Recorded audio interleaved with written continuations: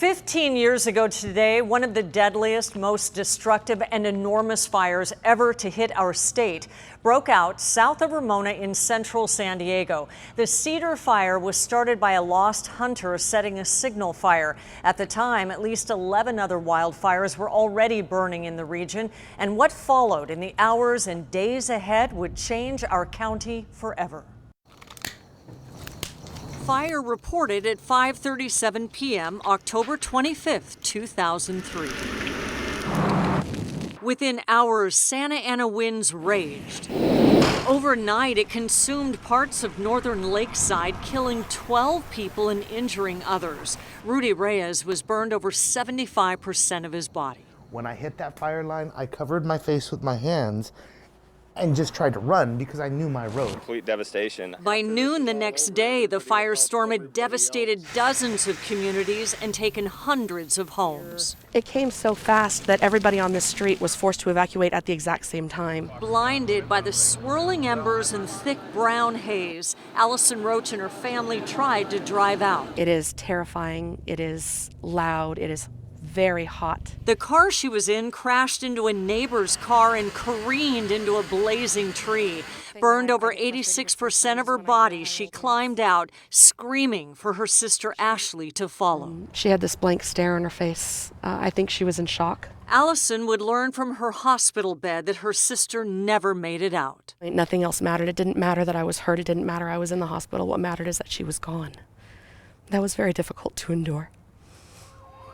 The firestorm ultimately claimed 15 lives, including a firefighter, and burned almost 2,400 homes.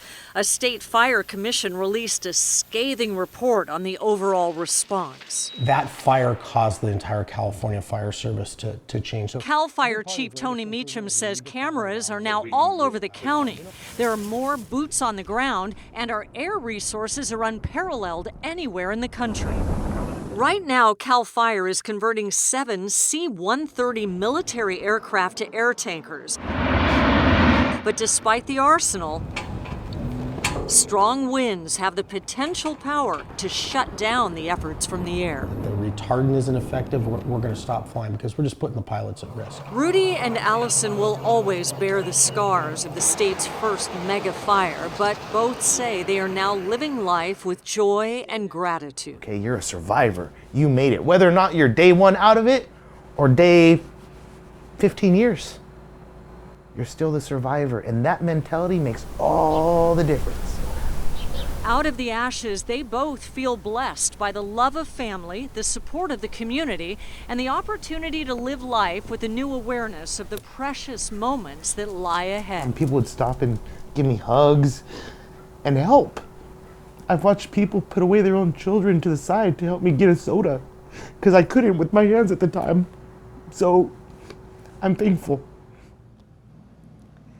Chief Meacham says despite an agreement with the military which helps our air attack, as well as the fact that the city of San Diego is about to get its first Black Hawk helicopter which can fly at night, we still have explosive fire conditions. He stresses fire prevention no matter where you live in the county and warns they can't have an engine at every home. It's up to us to be ready.